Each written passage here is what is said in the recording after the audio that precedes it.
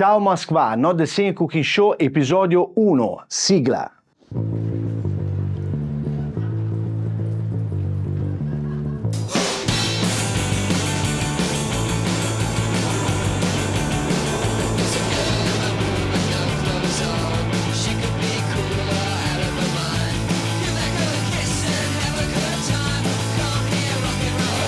Podcast italo-russo trasmesso da Mosca into the world and beyond.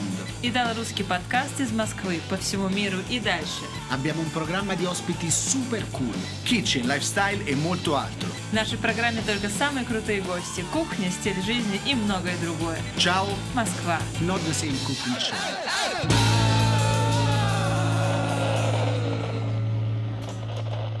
Saluto con me on stage Luigi. Ciao Luigi. Ciao ragazzi! E nel backstage Jana. Ciao Jana. Привет.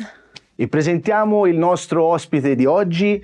È un architetto che combina una solida formazione accademica con una vasta esperienza professionale sia in Italia che all'estero e in particolar modo in Russia, evidenziando un approccio versatile e internazionale alla progettazione architettonica e all'interior design. И у нас сегодня в гостях архитектор, в котором сочетается академическое образование, большой профессиональный опыт в Италии и за рубежом, универсальный и интернациональный подход к дизайну архитектуры и интерьеров. È con noi Pier Moro, applausi. Grazie a tutti, ciao a tutti. Grazie di essere venuto a questo nostro primo episodio. Allora, noi abbiamo preparato un po' di domande per te, ma poi se troviamo qualcosa che ci piace ci soffermiamo e ne parliamo. Спасибо, Пьер Моро, за то, что пришли. Мы зададим вам парочку вопросов, может быть, выйдем на какую-то интересную тему. Allora, Pier, hai un'esperienza internazionale, giusto? Raccontaci un po' com'è che sei arrivato a Mosca, ma da dove sei partito? Perché tu in realtà sei italiano, ma non sei nato in Italia, giusto? Esatto. Можешь нам, пожалуйста, немножко рассказать о том, как ты очутился в Москве, как это случилось? Я так понимаю, ты не родился здесь, и у тебя вообще очень интересная история. Sì, ho una storia un po' variegata, sono nato a Città del Messico e nei primi 6 mesi sono arrivato immediatamente in Argentina, quindi io sono cresciuto credendo di essere argentino, no. Sono arrivato in Messico quando avevo 7 anni e poi quando ne avevo 14-15 sono arrivato a Pavia in Italia. Però la mia formazione è più che altro italiana. Мне очень, да, интересная история, это правда. Я родился в Мексике и спустя 6 месяцев переехал в Аргентину. Потом в 6 лет я снова вернулся в Мексику. А потом в 14 лет я переехал в Италию.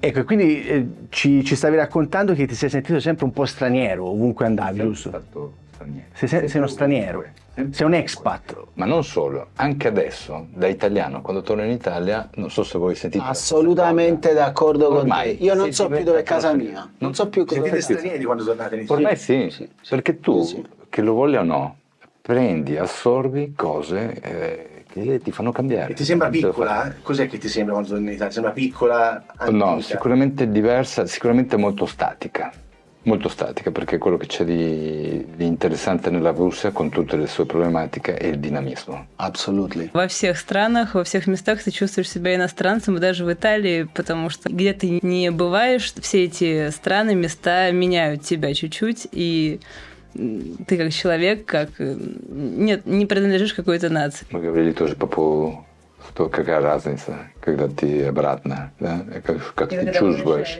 И когда ты в Италии, например, ты начинаешь понимать, что здесь все очень тихо, очень спокойно. А здесь В Москве чувствуется абсолютно, да, абсолютно.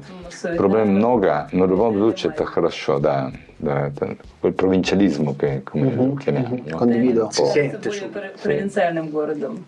Certo, sì, è un po' la sensazione che ho avuto anch'io, perché io sono meno tempo di voi qua in Russia, però già con la mia esperienza, da tornato in Italia, la sento un po' più provinciale sicuramente, cioè più all'antica, qui è molto più dinamico. Come quando prendi l'aereo per tornare in Italia è come prendere la macchina del tempo. Torni Sì. in Italia è come se... Però è interessante ogni tanto fare questo tuffo nel passato, in quelle dinamiche lente, le giornate sembrano durare un'eternità. Vero. Qui le giornate durano pochissimo, giusto? Здесь, в Москве, дни кажутся очень короткими, а в Италии это прям целый день, и он кажется бесконечным. Луиджи сказал, что ощущение, когда садишься на самолет и летишь в Италию, это как машина времени, которая возвращает тебя обратно. Il tempo si allunga, ma anche la noia insieme al tempo, cioè è un po' più noioso. Ecco. È vero, condivido. Senti Luigi, prima di continuare con qualche domanda a Pier, noi adesso prepariamo una bella ricetta per il nostro ospite. Che cosa prepariamo oggi? Allora, diciamo che mettiamo tra le sue origini le origini lombarde, facciamo un risotto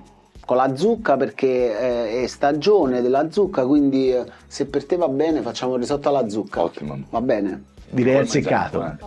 Che poi mangiamo e facciamo vedere quanto ci piace. Мы сейчас, пока будем разговаривать, Луиджи для нас приготовит рецепт, и он решил включить в этот рецепт происхождение немножечко, корни нашего гостя, ломбардские корни, поэтому мы сделаем ризотто. Это считается традиционным блюдом для северного народа Италии. И используем также тыкву, поскольку у нас сейчас все еще сезон этого овоща. Pier, quindi con questo background internazionale arrivare in un posto come la Russia non è stato così difficile o lo è stato? Perché sei di nuovo mosso. No, non è stato per me difficile perché c'è una cosa molto interessante. Città del Messico e Mosca sono due gocce d'acqua. È interessante. Cioè hanno la stessa logica, le stesse contraddizioni, dimensioni più grandi. Il Messico, Climi diversi forse anche. No, certamente. Però è assolutamente molto interessante come si assomiglino. Dinamiche. Assolutamente, completamente. Quindi Mosca e Città del Messico sono simili. Per me è familiare Mosca, rispetto a molti altri italiani che non ne riescono a capire le dinamiche, per me è stato molto più facile. Inizialmente non è semplicissimo capire le dinamiche di Mosca. Difficilissimo. Te hai avuto diversi problemi. I primi 2 anni è difficilissimo. Però Mosca non è la Russia. Assolutamente. Sentiamo questa cosa periana della similitudine con Città del Messico. Мы сейчас поговорили о том, что для Пьера Мексика и Москва по темпу, ритму жизни вообще показалось как 2 капли воды, идентичной. Ok, comunque a parte questo, quindi parlavo, però tu in realtà a Mosca ci sei arrivato un po' in un secondo momento, perché la tua prima esperienza in Russia non è stata a Mosca. Dove è stata? Raccontaci. Allora, è una storia un po' interessante. Io mi sono trovato a Helsinki come studente e a Helsinki ho notato una città che era troppo perfetta. Cioè, Parliament Square era un quadrato perfetto. E c'è qualcosa che non va. E infatti ho scoperto che lo zar russo ha deciso di fare una nuova città perché Turku, capitale della Finlandia all'epoca, era troppo vicino alla Svezia e ha deciso di spostarla più vicino a San Pietroburgo. Allora ha mandato un messaggio WhatsApp a un tale architetto tedesco, Karl Ludwig Engel, e le ha detto: ti mando un incarico, fai una nuova città, Helsinki. Tu immagina io da studente se non sarei andato da Helsinki a San Pietroburgo, quindi nel 1994 ho fatto il mio primo viaggio. E come sta? Gli anni 90 in Russia era un'altra storia. Era un'altra roba, cioè la città fantastica, però le macchine che ti fermavano, ti chiedevano se volevi un passaggio di ogni tipo, era il caos, un'altra. Mi ricordo che c'erano poi i viaggi, ti chiedevano se volevi utilizzare come si chiama, l'elicottero militare, che io non ho usato perché avevo paura che cadesse. Cioè era una roba diversa, è come la preistoria russa degli anni 90, cioè quindi per cosa ci ha detto? Che la sua prima esperienza in Russia è stata negli anni 90. Первый опыт в России у Пьера был в 90-х годах. Ed era una Russia totalmente diversa da quella che vediamo oggi, cioè per dirti ti facevano fare dei viaggi anche nell'elicottero militare. Ему приходилось даже летать на военном вертолете. Да, это было немножечко... Это был совершенно другой мир по сравнению с нашим временем, с нашей Москвой. Это все было потому, что он был студентом из города Хельсинки, который оказался в Санкт-Петербурге. Però dopo quell'esperienza è passato un po' di tempo, giusto? Tu non sei rimasto a Mosca, sei tornato in Italia? No, San Pietroburgo. Cioè questo 1994. Questo 1994. Первый город был Петербург, а не Москва. Diverse situazioni un po' così fortuite, quando ho capito prima di altri il declino dell'Europa, perché era così, ho iniziato a dire qui c'è qualcosa che non va. E ho chiamato un amico e ho detto, senti, tirami fuori da qui. Chiamato Il tuo amico dove era quando in Italia. Era in Italia. Tirami fuori da qui. Hai visto il declino dell'Europa e hai chiamato il tuo amico. Ho chiamato il mio amico, tirami fuori da qui. E lui mi ha detto, da dove? Dall'Italia? Ho detto no, dall'Europa. Dall'Europa. Quella è una chiamata a dicembre del 2007. Okay? E in quel momento avevamo organizzato un incontro a Malta, con qualcuno che si stava occupando di un progetto. Ed era un progetto enorme di Philip Stark a San Pietroburgo. Quindi il mondo è strano, no? Primo colpo San Pietroburgo, secondo opportunità San Pietroburgo, ancora, con un architetto importante come Philip Stark, un progetto molto, molto importante. All'epoca mi dissero, c'è un'operazione piccola, $1 miliardo. Oh, wow. Пьер Моро в 2007 году, в декабре, понял, что в Европе скоро случится что-то не очень хорошее, позвонил своему другу и попросил: забери меня отсюда. Откуда? Спросил друг. Из Италии? Нет, из Европы. E sei arrivato a San Pietroburgo. Fermiamoci qua, perché poi c'è tutta l'esperienza nel sud della Russia, ma so che lui ci voleva farti una domanda. Gli faccio una domanda che però non c'entra niente con la sua estrazione, diciamo da dove viene. Ti volevo fare questa domanda da un sacco di tempo. Allora, l'architetto, secondo me, nella mia visione, è sempre stato un lavoro tra i lavori creativi, è sempre stato un lavoro per persone che riuscivano sempre a vedere l'invisibile, diciamo, cioè comunque l'architetto crea la sua realtà nella sua mente e poi dopo prova a metterla in pratica. Quindi vede una cosa che non vede ancora, la vede dentro, che non esiste, e diciamo con la sua visione la rende una realtà, ok? Così è stato con le piramidi, col Burj Khalifa, con qualsiasi grande, con qualsiasi grande struttura, con qualsiasi grande edificio, ok? O qualsiasi grande costruzione umana è stata così, è stata prima pensata e poi è stata realizzata. Io ti volevo chiedere, questo modo di vedere, intanto cosa ne pensi di questa lettura che ho dato del lavoro dell'architettura? Volevo chiederti come riesci ad attuare, diciamo, questo modo di pensare, se lo condividi, in Russia, in un posto così diverso dall'Europa, dall'Italia, sicuramente così pragmatico, capito? Si può dire finché non lo vedano non ci credano. Eccolo, è questo che volevo dire. In Russia sembra che quasi finché non ci vedano non ci credano. Facciamo tradurre Яна. Луиджи давно хотел задать Пьеру Моро вопрос о том, как он видит вообще архитектуру и профессию архитектора. Ты считаешь, что вначале у них рождается какой-то проект, идея в голове, вещи, которые не существуют, и потом находят какие-то способы, чтобы реализовать эту идею. Первый вопрос – это как ты относишься к этой мысли, правда это так происходит или нет? И второй вопрос – как это видение, если у тебя правда так случается, происходит у тебя в России, потому что у русских своеобразный менталитет, они пока не увидят, не поверят в то, что человек хочет создать. Как у тебя здесь с этим? La domanda non mi è molto chiara, se devo essere sincero, perché comunque sei spaziato, hai iniziato per certe robe. La sintesi è questa, cioè quello che percepiamo è che la mentalità russa tende ad essere molto pragmatica, meno idealista. Forse è meno idealista secondo te la mentalità russa? Rispetto a cosa? Rispetto al lavoro dell'architetto. Perché per esempio tu hai iniziato a mentalità più europea, occidentale, si può dire, che forse è più affascinata dal pensiero che preesiste al fatto concreto dell'esistenza del progetto. La difficoltà che ho in questo è che potrei parlare di una roba che poi voi dovete tagliare. Perché? Il fatto che il russo copia, ma non che copia perché nella nostra professione noi non copiamo, cioè è assolutamente proibito copiare, certo. No? Perché è una questione anche di diritti d'autore, no? Intellettuali, eccetera. Qui invece la cosa interessante è che Pietro Grande si è innamorato di un progetto di un italiano, peraltro, a San Pietroburgo, e ha detto: mi piace questa roba qua. Facciamo che tutti fanno la stessa roba. И ha fatto il типовой проект. Русские более прагматичны, у них нет вот этой идеи, это то, что Луиджи пытался объяснить. А Пьер Моро говорил о том, что русские, наверное, предпочитают не верить в какую-то идею, а скорее копировать вещи увиденные. Например, русский царь Петр I, всем нам известный, приехал в какой-то город Европы, увидел вещи, понравился и решил у себя в стране, в России тоже сделать типовой проект. То есть не одно здание повторить, а в подобном стиле строить, возводить архитектуру.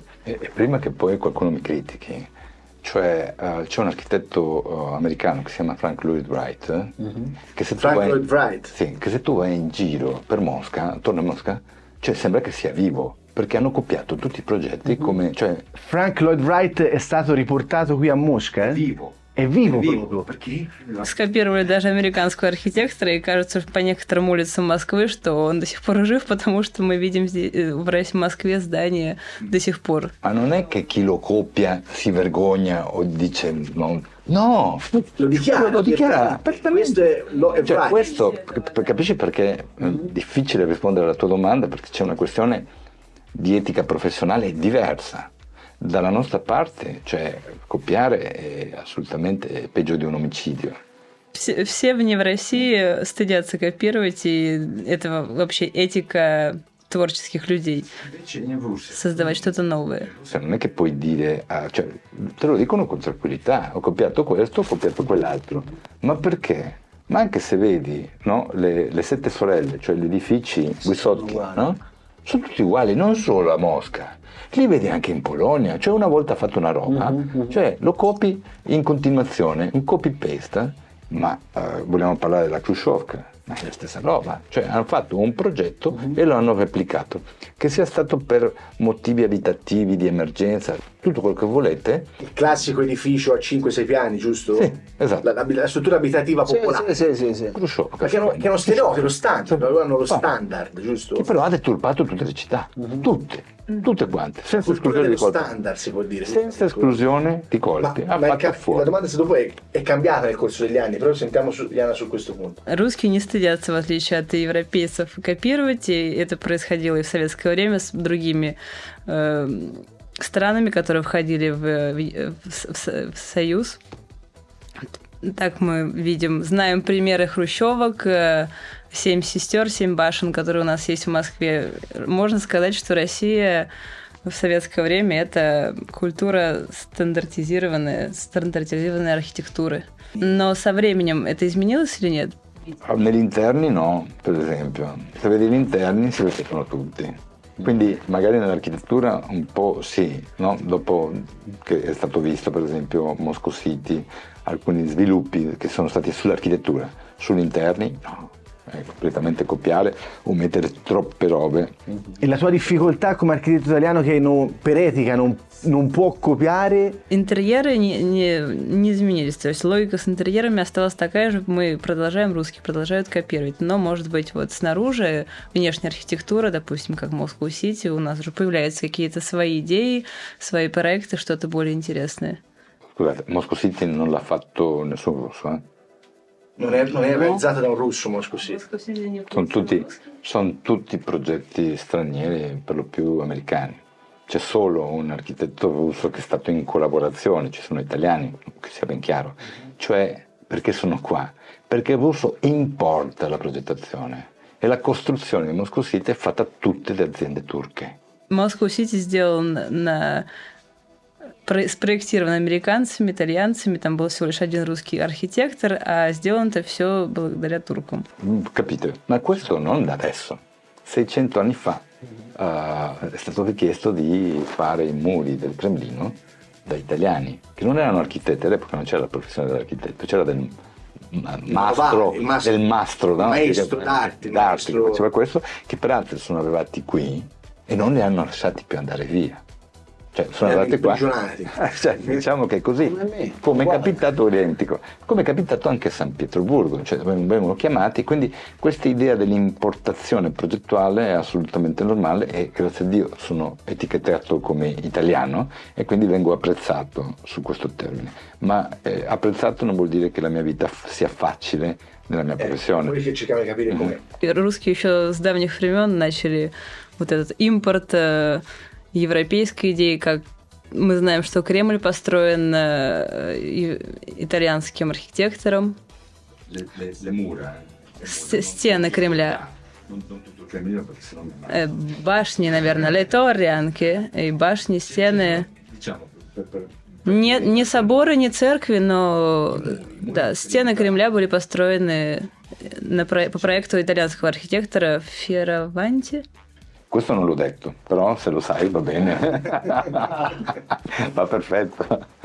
А Пьер Моро про себя сказал, что поскольку у нас с итальянцами давно в архитектуре есть связь, он здесь уважаем. Но это не значит, что как архитектор в отдельности его жизнь, его творческий путь легок. Quindi un architetto italiano contemporaneo come tu, Pier, che facilità o che difficoltà trova con questa mentalità di entrarci, a colloquiarci, a coinvolgere, a... La difficoltà, cioè il vantaggio è che sei italiano e quindi hai le porte sempre aperte sul tema Ancora vale oggi questa cosa? Assolutamente. Certo. Sì, certo. Quindi l'italiano è ben accetto a tutti i livelli per quanto riguarda l'estetica. Dalle macchine, dai vestiti, dai design.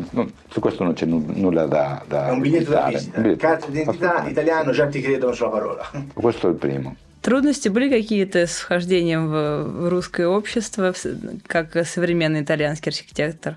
Нет, у Пьера не было трудностей, потому что это плюс, преимущество быть итальянцем по всем параметрам, по стилю, образу жизни, одежде. Это дает тебе только бонус. Cioè, ho detto che questo è un bigliettino di entrata, poi la gestione è tutta un'altra roba. E come funziona? È tutta un'altra roba. Allora, intanto la mia professione, che è quella di realizzare progetti, non c'è la cultura del progetto in Russia. Questo è semplicemente per motivi storici. Per 75 anni i russi non si sono occupati di progettazione, se ne è occupato il governo. E questo ha creato una grave difficoltà. L'epoca sovietica, giusto? Certo, ha creato una grave difficoltà nel momento in cui negli ultimi 33 anni, no, di libertà, diciamo, o di cambiamento, chiamiamolo come vogliamo, non c'è l'esperienza del progetto. E quindi è difficile per me spiegare come italiano che è il posto dove a Roma nasce il progetto 2040 anni fa. Capisci la differenza? Tra 2040 tu dai per implicito certe cose e loro ne hanno 33, no? di anni di esperienza post periodo sovietico. Per questo è difficilissimo, a partire dalla prima chiave: quanto deve costare? Cioè il budget. Parte da lì, parte tutto da lì. Qui non puoi chiedere che budget ha. Non si può chiedere che budget ha. Devi proporlo tu il budget. No, loro ti dicono iniziano il budget, questo lo sappiamo solo noi. Cioè no, scusa, capiamo da me, come funziona questa cosa? Ma è così, tu li chiedi per favore, ma per me è normalissimo chiedere, ma scusami, quanti milioni per fare questo? E il russo nel 99% dei casi non ti vuole dire questo, perché ha paura che tu le rubi i soldi. Sapendo il budget, allora tu lo fai diventare. Come si fa però? Prima sentiamo Iana e poi cerchiamo di capire come si fa allora ad andare avanti nel progetto.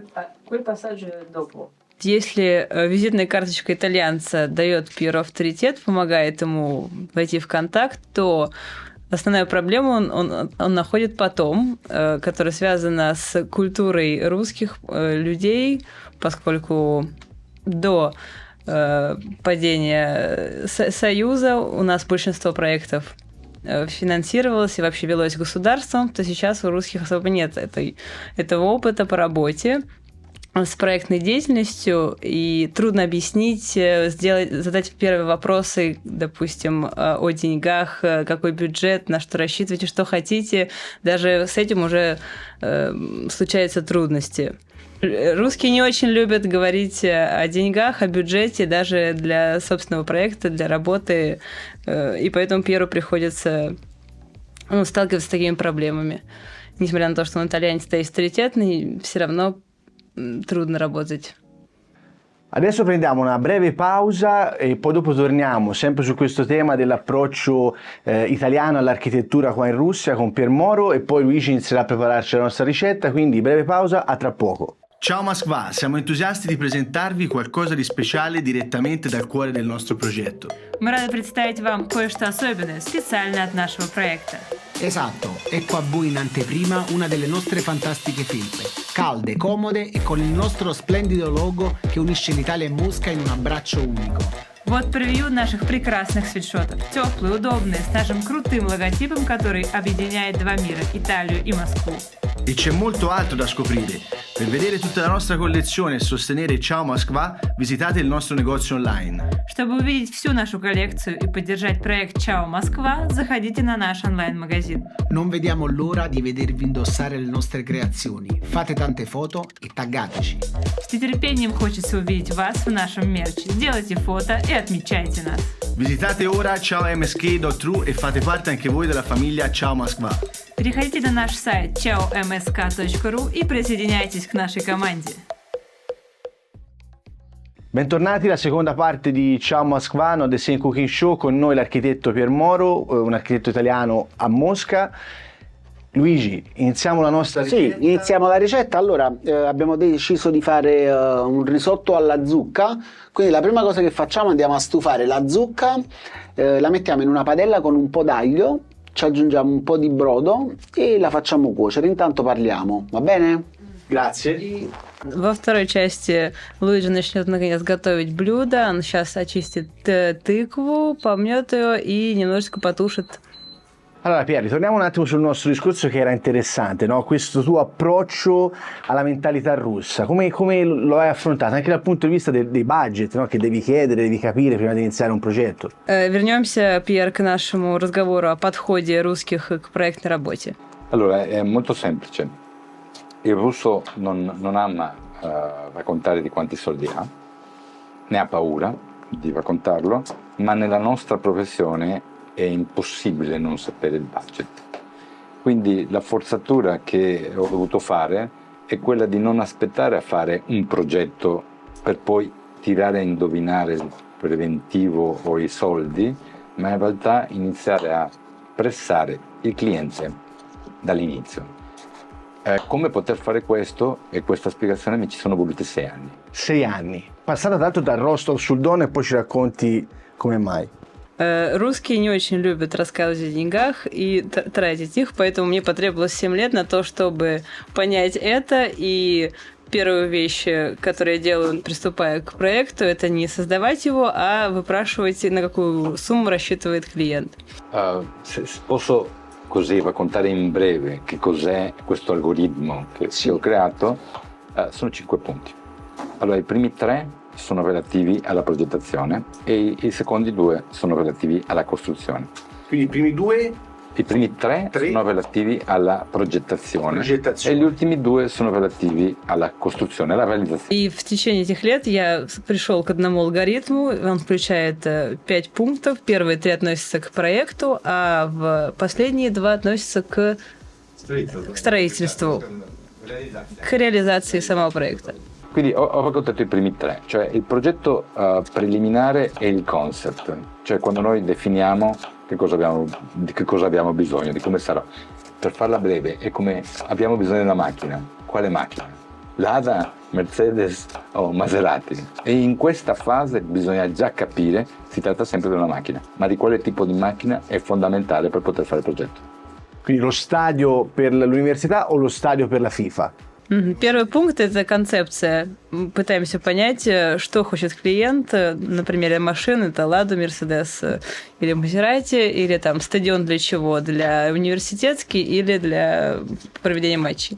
Questo fa capire al cliente i soldi che dovrà spendere e quindi nella seconda fase, che è il progetto definitivo, tutto quello che dico, cioè in Italia è normalmente riconosciuto, è la definizione del budget.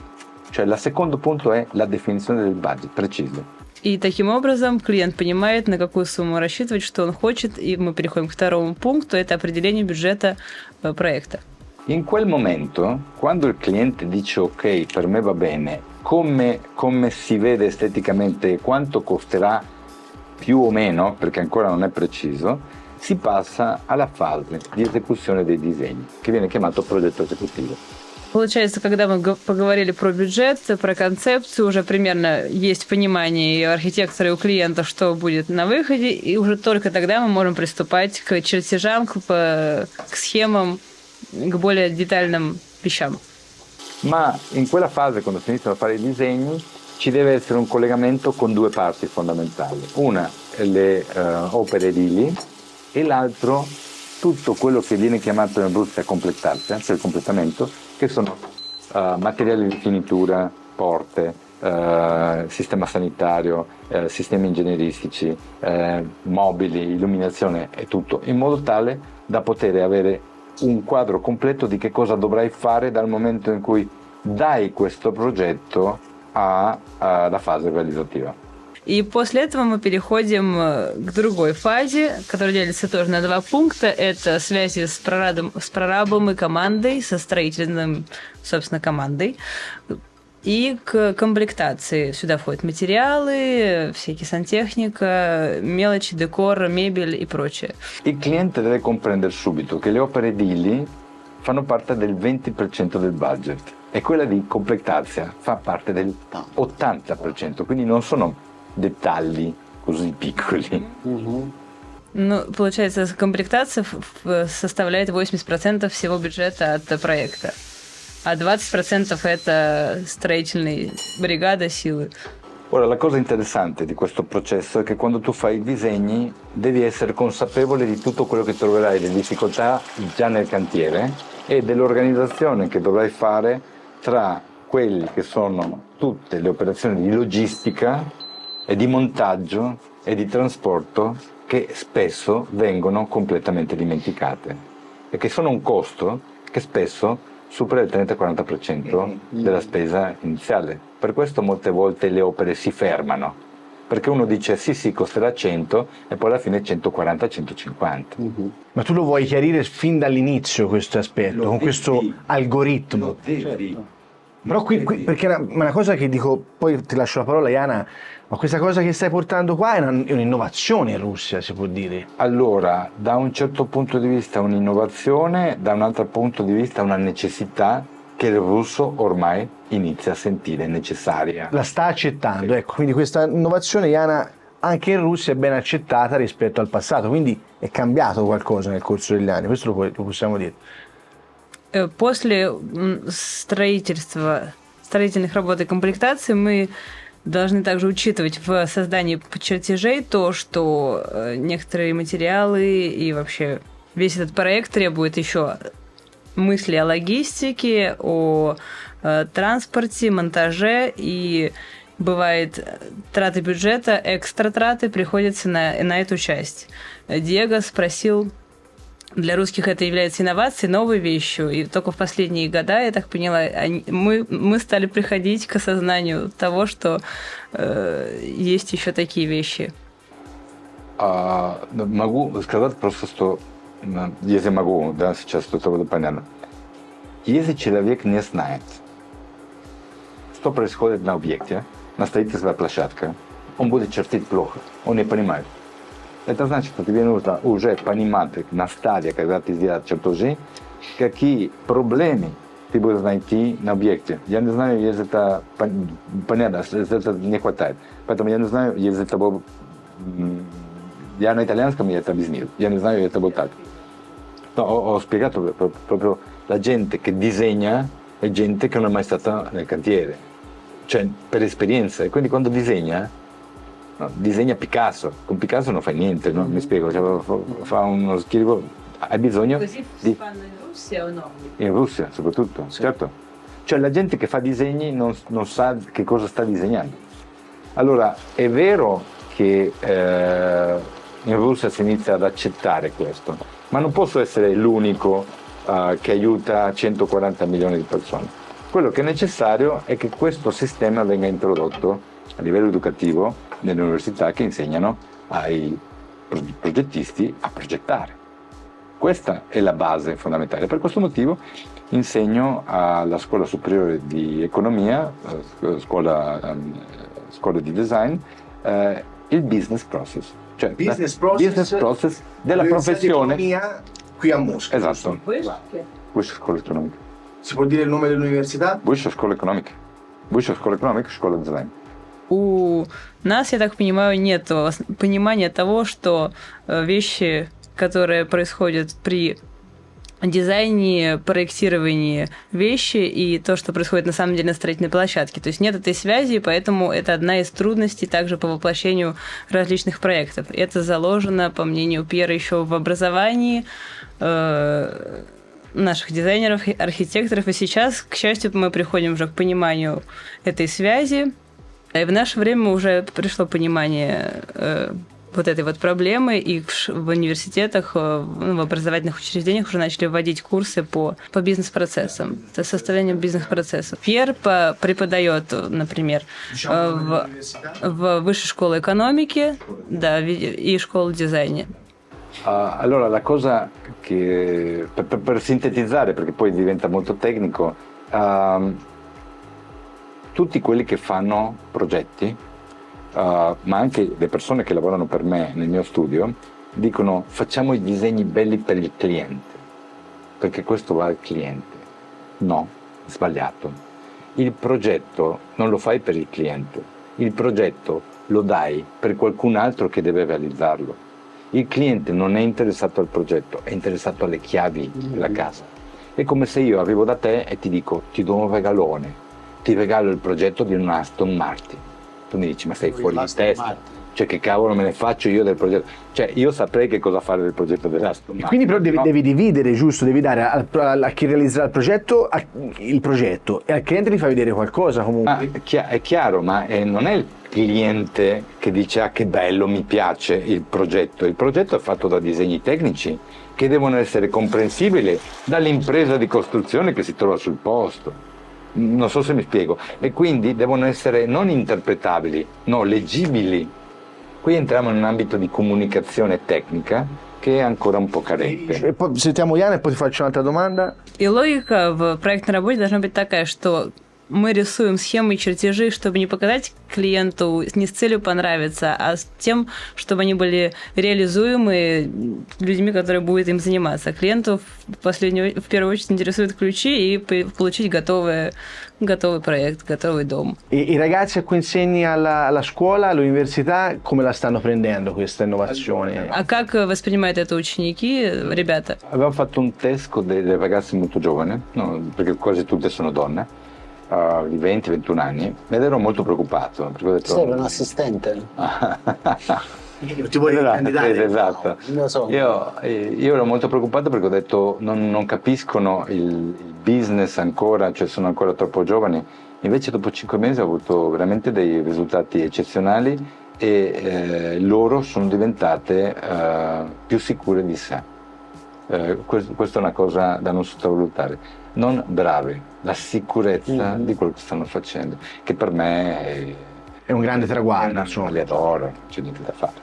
Quindi sì, vengono prese 5 mesi. 5 mesi. 5 mesi. Ребята в университетах, да, которым, сейчас так понимаю, около 20 лет, после 5-месячного прохождения курса я вижу их более уверенными в себе и в понимании бизнес-процессов того, что мы делаем. Мы провели тест, и результаты были такими.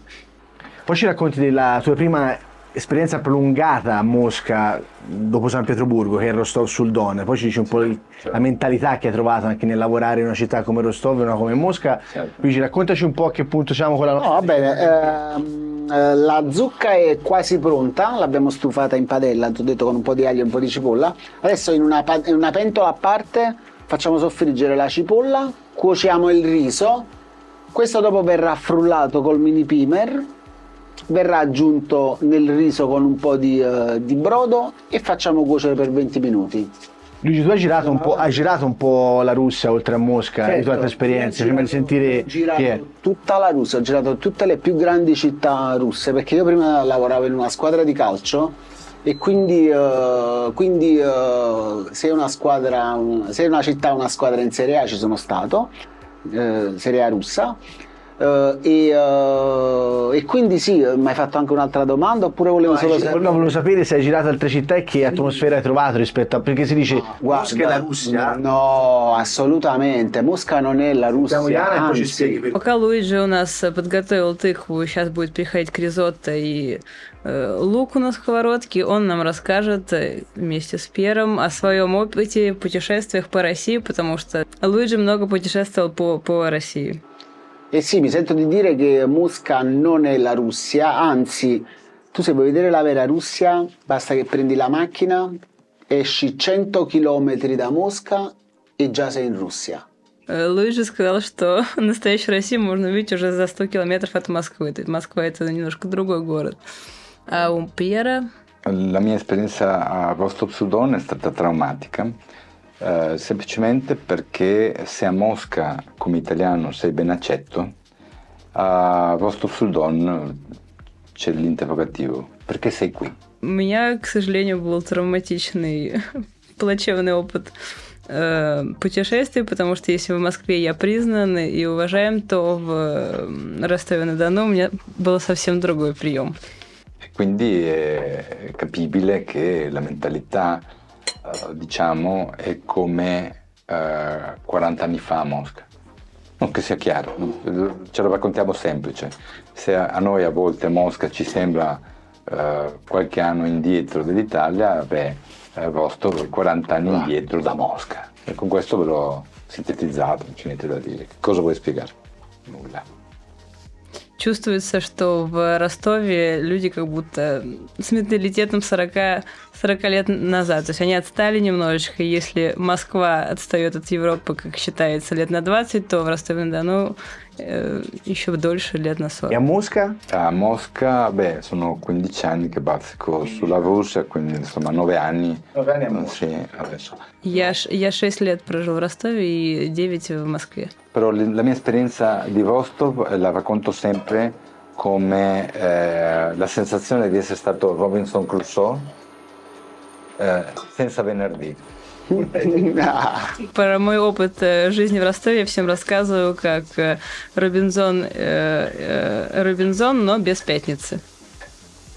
Traumatica, l'abbiamo già detto. Insomma. Ma Mosca comunque è tutta un'altra cosa. Ma no, ma Mosca è un altro pianeta e respira un'aria completamente diversa da sempre, anche molto di più di San Pietroburgo, che se ne dica. Москва — это совершенно другой город, даже в отличие от Санкт-Петербурга. E quindi mi sento a casa, cioè, dopo essere stato 6 anni a Rostov, tornare a Mosca è come riprendere a respirare, ad avere un po' di ossigeno e ad avere un po' di comprensione e di dialogo, che è una cosa che a Rostov non ho purtroppo mai avuto. Поэтому после 6 лет жизни в Ростове, в Москве я уже чувствую себя почти как дома, как будто глоток воздуха.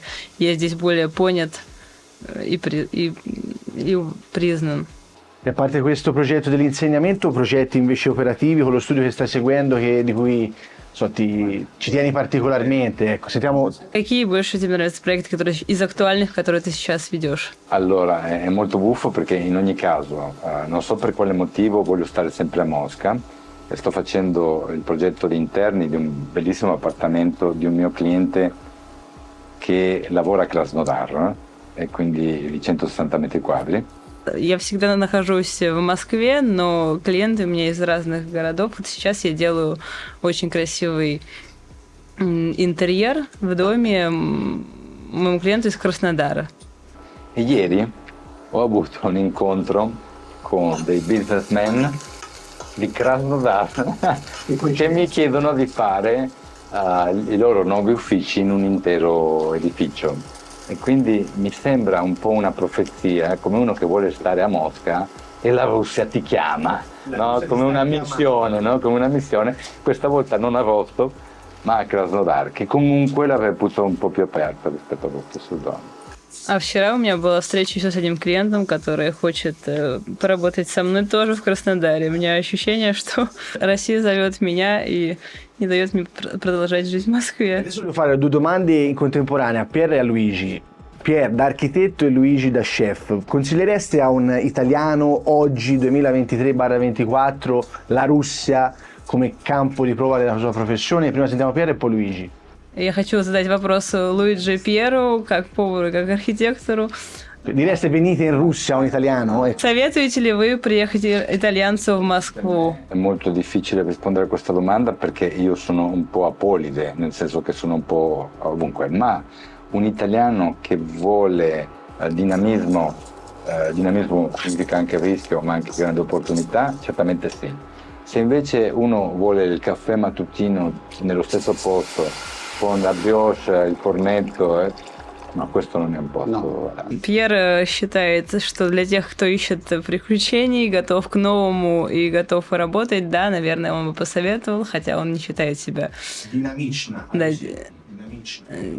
динамичной жизни, к динамичной работе. А те, кто хотят оставаться в рутине, попивать кофеек, то нет. Sì, sicuramente questa non è una città per tutti. Only for the brave. Sì.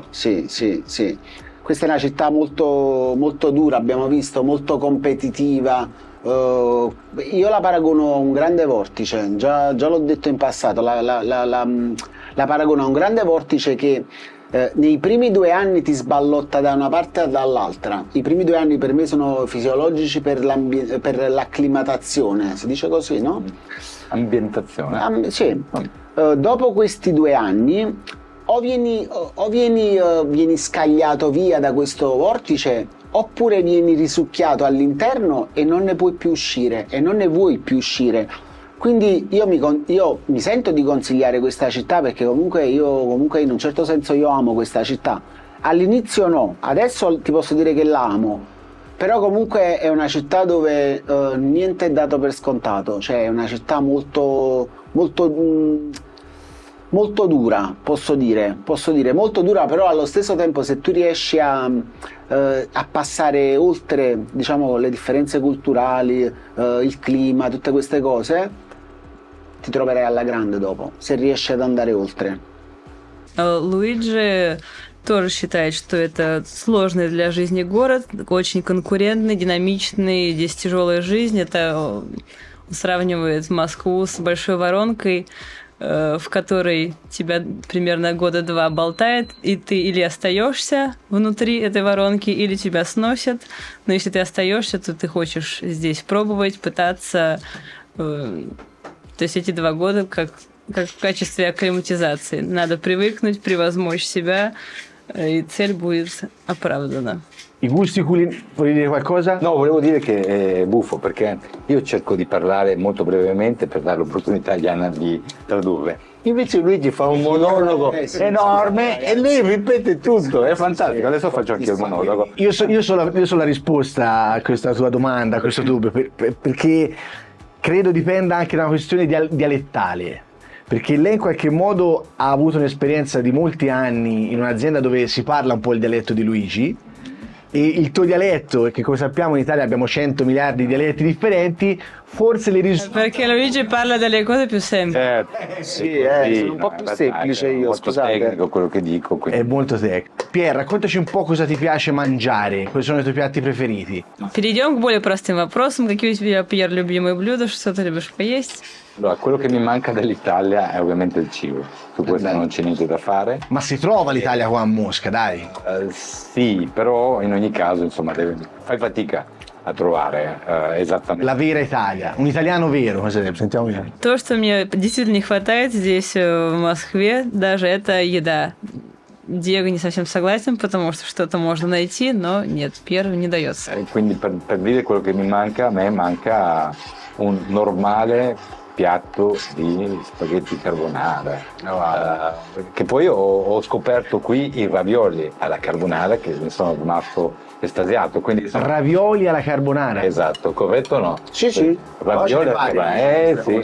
Мне не хватает даже такого простейшего блюда классического итальянского, как спагетти карбонара, хотя я узнал, что есть какие-то равиоли карбонара. Cos'è questo spaghetti raviolo alla carbonara? Ravioli alla carbonara è un piatto d'autore, fu fatto a Roma negli anni 2000, li fece uno chef famoso, non italiano, Heinz Beck, non so se lo conoscete, e sì, lui aveva ideato, diciamo, questo piatto cercando di scomporre la carbonara. Sì.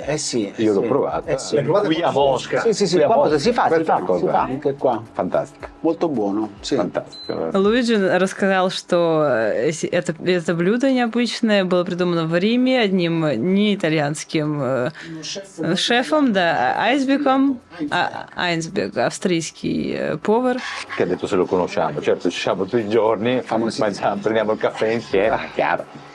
Ну, хотел придумать что-то конкурентоспособное с спагетти.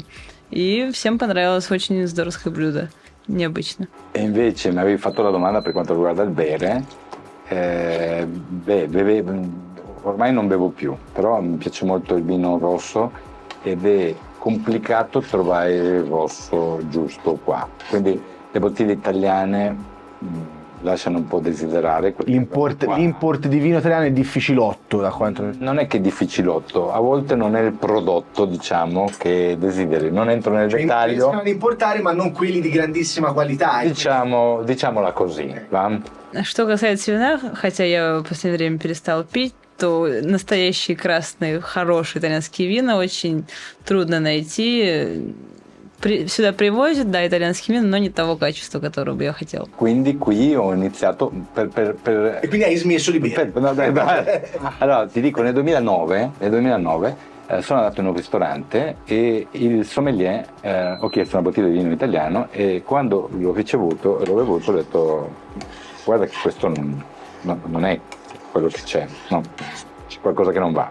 E lui mi ha detto per favore provi i vini argentini e da quel momento ho iniziato a prendere i vini argentini. Sono diventato un cultore di vini argentini e cileni qua a Mosca, che oggi costano di più di quelli italiani. Interessante. Qui a Mosca sono buoni. Но аргентинские вина здесь вкусные, хорошие. У меня был случай, что в 2009 году я попросил у какого-то официанта принести мне хорошее итальянское вино, и он мне принес вино, которое не было итальянским. Niente, buttilka была итальянская, no. Но вино было что-то сомнительное. Io devo dirvi un aneddoto, io da toscano vi devo dire che vedo tanti chianti in giro, ma le zone di provenienza di quei chianti sono molto strane. Я, как и тосканец, могу сказать, что в России, в Москве очень много вижу вин Chianti, но происхождение и производство не похоже на настоящее. E quindi in una condizione di questo genere capisci, per esempio, o non capisci com'è possibile che il vino argentino e cileno oggi costi di più di non quello italiano. E credetemi, non si tratta di trasporto. Costano di più i vini argentini e cileni di quelli italiani. Quando vai in un ristorante a Mosca, sì. Perché? La qualità, evidentemente la qualità, vuol dire che c'è qualcosa che non va nelle bottiglie di provenienza italiana imbottigliate, c'è qualcosa che non funziona, è chiaro. Очень странно, что итальянские вина дешевле сейчас стоят в ресторанах, чем аргентинские. Получается, что что-то не так с итальянскими или с импортом. Ma un altro aneddoto, e chiudo, nel 2009 ho imparato a chiedere al ristorante che acqua mi darai, perché all'epoca dicevo sì, una bottiglia d'acqua. Per noi una bottiglia d'acqua quanto può costare, per favore? Può costare 15 euro. Aspetta, 3-4 euro, voglio dire così, mi aveva il conto 28 euro nel 2009.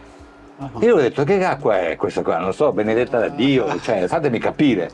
A quel punto, oggi ormai, qualsiasi cosa, dico voglio dell'acqua, sì, no, quale acqua mi dà, per favore, quanto costa? Cioè ho pagato una bottiglia d'acqua più di un amarone. В том же 2009 году я научился правильно просить себе воду, потому что, ну, сколько мы заплатим за воду в Италии? 4-5 евро, 3-4 евро, но немного стоит. А в России, ну, мы знаем, у нас есть такое, что заказываешь воду в счет, и тебе приносят воду за 500-600. Что за вода такая волшебная? Сейчас я прошу воду и уточняю перед этим цену. Приходится это делать в Москве. Allora, la cosa interessante sul vino è comunque, come avevo detto che non c'è la cultura del progetto, prima della crisi del 2008 non c'era neanche la cultura del vino. Infatti nei ristoranti mi raccontano dei miei amici sommelier alla cantinetta Antinori chiedevano la bottiglia più costosa. Invece quando c'è stata la crisi, i soldi mancavano, questo sommelier diceva porto di nuovo la bottiglia, no, ma hanno chiesto del vino e hanno iniziato a chiedere a questo sommelier le differenze delle bottiglie. La cosa interessante è che la cultura del vino adesso è molto maggiore che 14 anni fa, grazie a questa crisi anche. Quindi quello che c'è di interessante nella Russia è che non importa quali sanzioni tu metti, quali crisi, qui ne esce sempre fuori qualcosa di positivo. Le crisi rafforzano, ho sentito dire qui. Un paese che si rafforza grazie alle crisi. Я заметила интересную вещь, что после кризиса 2008 года, до кризиса, в ресторанах обычно не умели разбираться в вине, спрашивали просто самую дорогую бутылку, а сейчас уже гости спрашивают у сомелье, у официантов, просят рассказать о разных вкусах вина. То есть кризис – это не совсем плохая вещь. Вот привносит что-то новое в культуру. Я объяснил, что раньше это было «дай мне, пожалуйста, самое дорогое». Но потом, да, когда был кризис, и сомелье спросил, отправлю то же самое. Нет, это нельзя. В этот момент, да, они начинали спросить, есть возможность пить другое вино, и они начинали спросить объяснение, да, какая разница между Амароне, Ламбруско и так далее. И они начинали понимать больше по поводу вина. Без кризиса, я думаю, что они продолжали спросить только дороже, и они не будут понимать больше, чем Сасикая, да, например. После этого кризиса это был диалог. Ci siamo, possiamo assaggiare qualcosa tra poco, Adesso. Cos'è la ricetta? Risotto? Allora, risotto alla zucca. Risotto alla Semplice. Speciale per me, ormai ne ho bisogno. Ultima domanda per Pierre. Sogni che hai nel futuro, personali, familiari, professionali? Ah, vi vuoi fare pure quell'altra domanda dell'altra volta? Allora, rispondo prima a Felicità questa. per Moro. Che poi risponde, è la stessa. Allora, la domanda può essere un modo diverso. Allora, Sentiamo diciamo, Diana prima o secondo. Личные, семейные и профессиональные мечты Пьера Моро. Плюс, что такое счастье? Allora, la prima domanda che mi hai fatto, perché adesso diventa molto globale, era quali sono diciamo, sogni per il futuro. Il sogno per il futuro è che questo algoritmo diventi un progetto IT che possa facilitare la comprensione al cliente che ne ha bisogno, ma anche ai professionisti del settore e a tutto quello che ne gravita. Quindi sto parlando del marketplace, di cui sto cercando di portare avanti questo progetto. Che cos'è per me la felicità? La felicità è data dalla parola mediocritas, che in realtà è avere l'equilibrio. Я мечтаю, что вот мой алгоритм, который я изобрел за это время работы в России, как-нибудь станет в цифровом виде. Его возьмут айтишники на переработку, и он поможет также другим людям в реализации их проектов. Ripartiamoci dalla felicità? Invece, che cos'è la felicità per Pier Moro? In una parola, mediocritas, forse non viene sempre compresa bene, è l'equilibrio, cioè il fatto di poter dedicare il corretto tempo a tutte le cose. Come Luigi diceva, Mosca è una città che ti coinvolge e spesso ti coinvolge solo ed esclusivamente nell'ambito professionale, del lavoro, degli affari. Ma spesso dimentichiamo, ed è importante ricordarlo, il tempo che bisogna dedicare a se stessi, a chi ti è vicino, come per esempio i figli. Tu hai figli, Pier? Certo, ne ho 3, 2 in Italia e uno piccolo qua di 4 anni, e spesso non dedichiamo quel tempo né per noi stessi né per loro. Quindi per me il mio sogno è quello di avere la possibilità di avere questo equilibrio. Несмотря на заурядность этого слова «счастье», для меня это равновесие, гармония с самим собой, со своими близкими, возможность уделять время не только профессиональной и карьерной деятельности, но также своей семье и детям и самому себе. Sì, io ho notato che l'essere umano ha un limite grande, specialmente l'uomo occidentale. Noi lavoriamo troppo per il nostro lavoro, ma lavoriamo troppo poco su noi stessi. Io penso che se noi riusciamo a lavorare di più su noi stessi, sulle persone che amiamo, sulle persone che ci amano, noi non avremo problemi nel lavoro. Ma a Mosca è Più difficile importa- questo per è difficilissimo lavorare su se stessi a Mosca perché ti ho Sulla- detto il sulla- vortice ti prende e non ti fa e pensare. anche ad dare altro. tempo alle proprie famiglie. Assolutamente. Penso che trovare assolutamente. l'equilibrio a Mosca è una sfida Difficilissimo. incredibile. Questo sì, Difficilissimo. è incredibile. Найти это равновесие и гармонию в Москве – это прям удача из удач, почти невозможная вещь. Луиджи тоже считает, что это то, на чем стоит сконцентрироваться. Хотя это трудно, и западный человек привык работать и жить для того, чтобы работать, но надо все-таки уделять время своей семье, себе и попытаться как-то сбалансировать эти вещи. E siamo arrivati alla fine, all'impiattamento.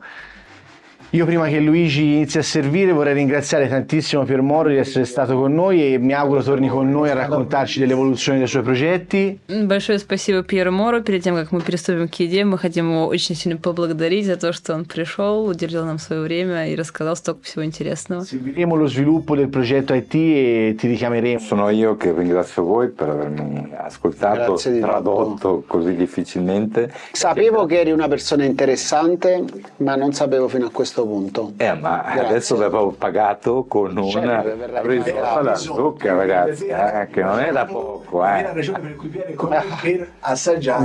Настоящая причина, почему Пьер сегодня с нами, это попробовать ризотто. Ne deriva dal fatto che comunque sei solo in una città che non ti comprende, forse neanche tua moglie cosa stai facendo, ed è difficile, cioè però questa solitudine dà un risultato, che tu hai un algoritmo e questo algoritmo viene apprezzato. Dove? A Mosca. È fantastico, perché a Mosca ci sono l'80% dei soldi di tutta la Russia. Quindi se a me a Rostov non mi hanno capito, non mi può fregare di meno. Però 6 anni della mia vita in solitudine è come se stavo in galera. Non so se mi spiego, a livello intellettuale, è terribile. Quindi un po' devi soffrire per riuscire a ottenere quello Sì, secondo me che sì. sogni che ti renderà felice nella Secondo vita. me sì. Как бы это ни казалось странным, но 6 лет, которые я провел в Ростове, можно сказать, в одиночестве, за это время я пришел к моим последним достаточно гениальным, можно сказать, идеям, к этому алгоритму. Я много чего понял, и, наверное, это время мне было дано специально для... Anche gli anni scrobbi. Diciamo, la metafora di questo podcast è che prima di godere un po' c'è da soffrire. Per forza, così. Forma parte di quell'equilibrio.